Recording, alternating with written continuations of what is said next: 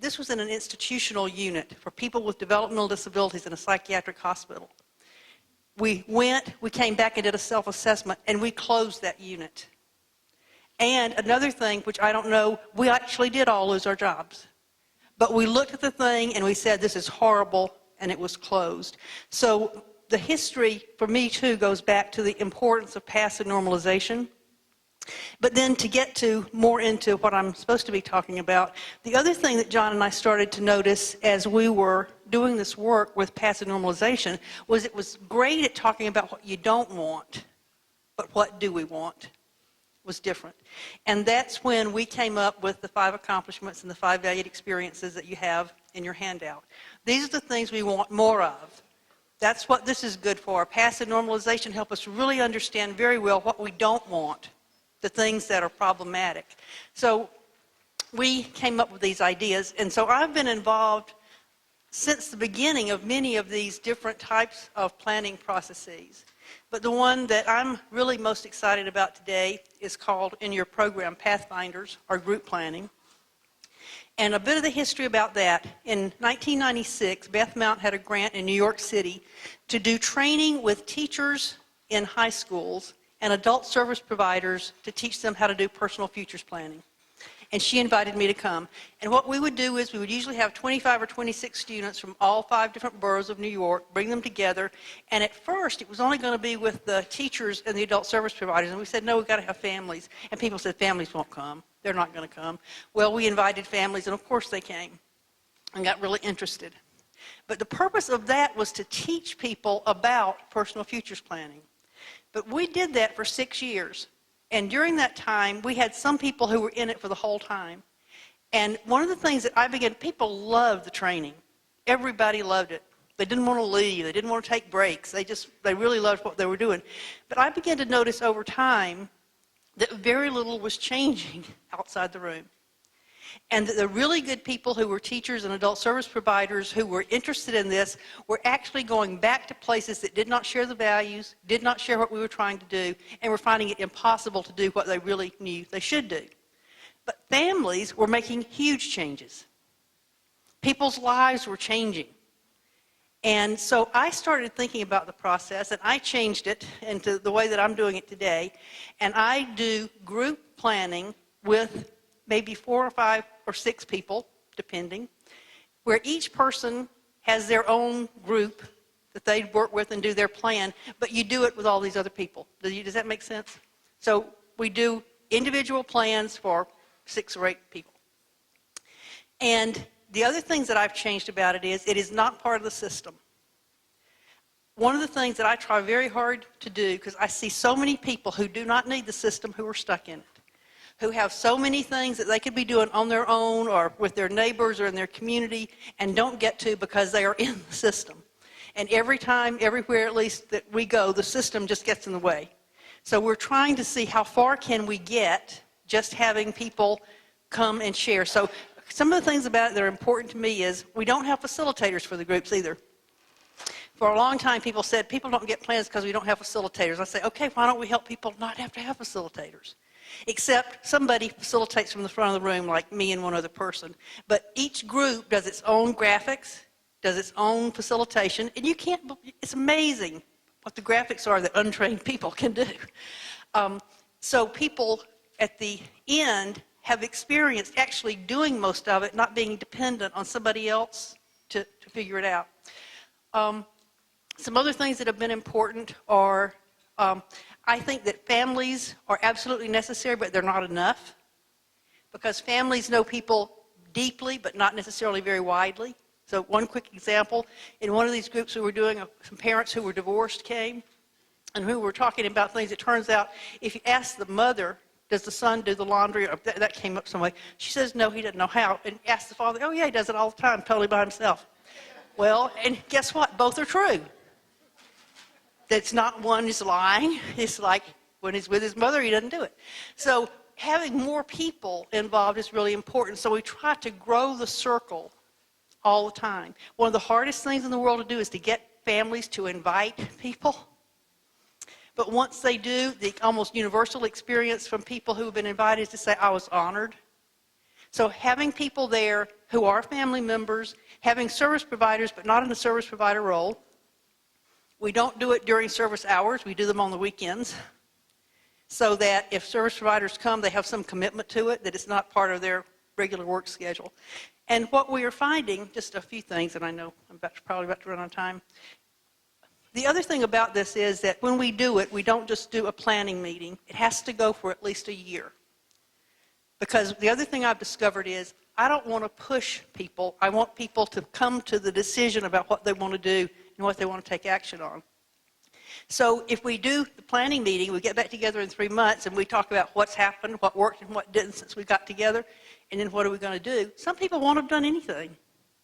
But there'll be somebody who's done something, and if they stand up and talk about it, other people get a little bit more courage and a little bit more energy. So people actually reinforce each other. So to me, again, it's how can we help people learn from each other and keep going? And we do this, as I say, for at least a year. And people are finding it helpful. One of the most complimentary things I ever hear is when a brother or a sister or a family member or somebody who doesn't have a disability comes up at the end and says, "Can I have one of these? I'd like to have this done for me. Can I really do it?" Or one brother I remember recently said, "I didn't want to come to this. I thought it was going to be awful, but it's been great." So just hearing other people talk about the enjoyment of it. The other thing is that people can practice in the room what they need to do out of the room. So in between each exercise or process that people go through, they share it with everybody. Hard to do sometimes with a server system because of confidentiality, but we're not doing it with a server system, so it's not a problem. But people share what they're doing, and if this person is interested in something and nobody at your table is, somebody over there may know somebody, right? So even in the context of the room, people can get connections to things that they might not know about. So to me, it's been fascinating. It's been exciting. It's what I enjoy the most of almost anything that I do because I see the growth and the potential that the groups coming together have to make a huge difference in people's lives. So I think I'll stop with that.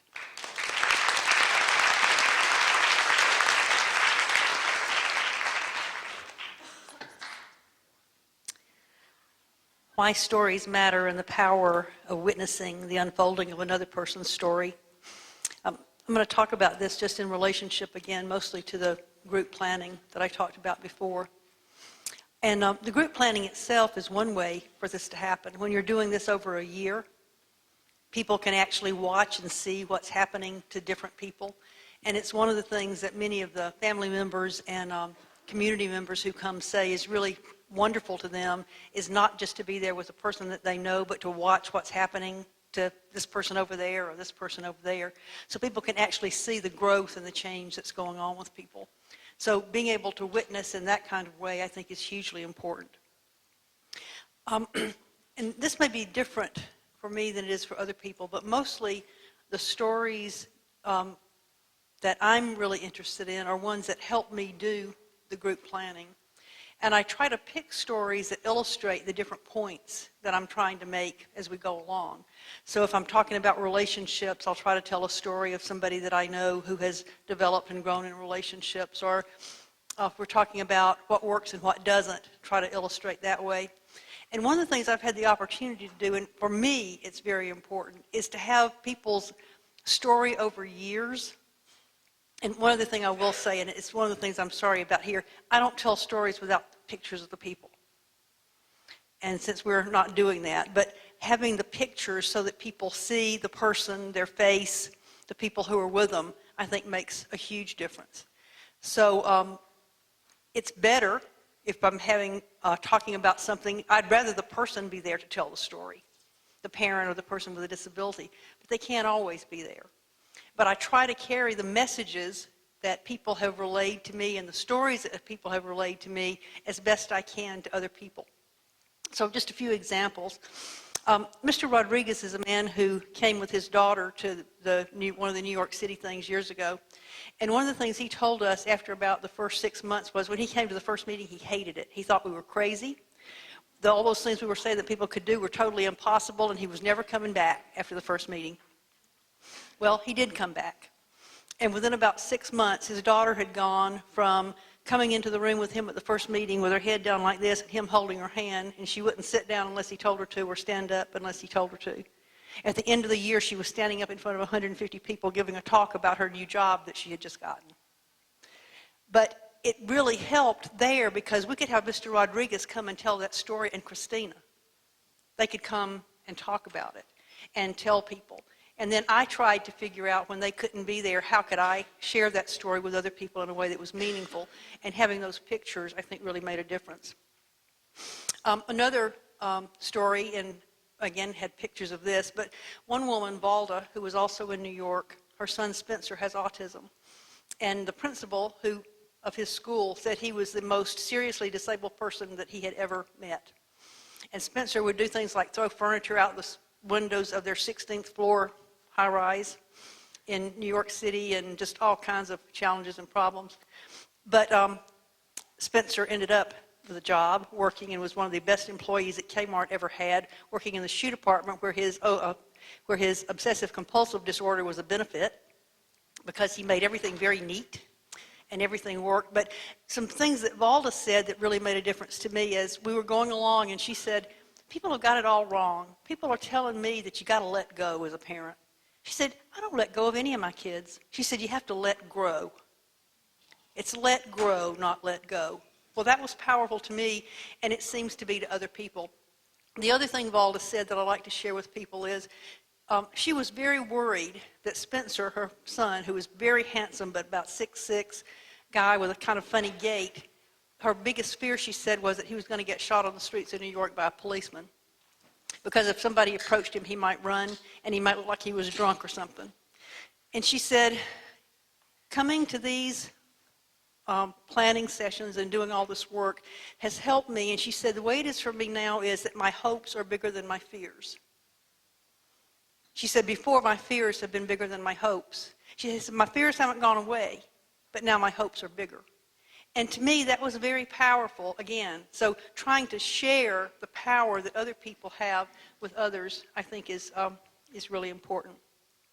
I think it's important, for me at least, in telling stories, that you include the successes and the failures. Another parent and her son, Ken, who is blind and deaf and supposedly profoundly mentally retarded, I met when he was working on a farm in Queens. Farm in Queens, there is one. They found it when they figured out that's why he wanted to be a farmer, his mother said. And people said, yeah, we knew she was crazy, and now we're certain. But he did find a job, and Beth and I went to meet Ken working at his job. And it was amazing seeing what he did. He worked when we were there in the chicken coops gathering eggs. And I knew he had been abusive to himself and had had lots of problems before, so it was really wonderful to watch him gather the eggs and then take them back and wash them and do all these things. So here is his life. And then we saw a picture that Clara had from when he had been in an institution for people who are blind, and he's in a helmet, curled up in a chair, laying on the floor. And we said, Clara, people need to see that picture. Because if they meet Ken today, nobody would believe he was ever like that. And she said, I don't want anybody to see that picture. And we said, well, Claire, we can appreciate it, but we have people all the time say, well, mine's more disabled than yours, or blah, blah, blah, blah, you know how that goes. So we said, we need to show the contrast if we can.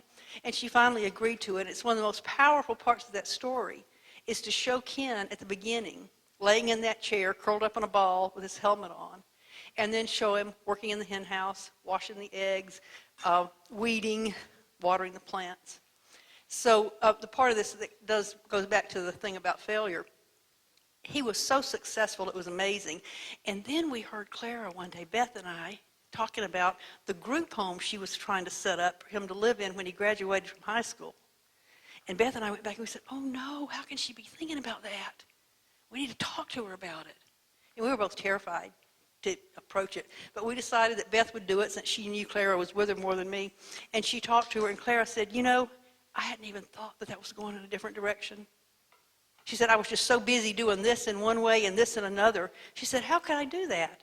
So she started then, and this has been like 12 years ago, trying to find a way for Ken to live in his own place. It took 12 years. But they kept at it. Ken now is living in his own apartment, just a few blocks from the farm where he still works, a few blocks from his parents' house. But that story has its successes and its failures, but I've been able to stay in touch. So to me, part of the power is being able to share what I've been learning from other people and people who inspire me. Because one of the things I've learned in doing this group planning is people do some things I never could have come up with. Given the chance and the opportunity, if I was making the decision, it probably wouldn't be nearly as good as what the people actually do. And then for me to have the opportunity to share those stories. And let me see, just check this out. It's just really powerful. Every time I talk about the stories and tell them, I get inspired again from the people that I know. So again, that's another part of the stories. To me, it's important that I know the person, that I know the people, and that they say it's okay for me to share the stories. And I know what I was thinking. I did one of the last meetings that I have done in Alberta. After we finished, one of the young men who was a focus person came up to me at the end and he said, "Would you share my story? Would you take my story and tell it to other people?" So I think the power of being able to share the real things that people are going through, the ups and the downs, the challenges, the successes and the failures, or the quotes or whatever, can really be helpful to people in trying to put things together in a different way. And it continues to inspire and keep me going. Thank you.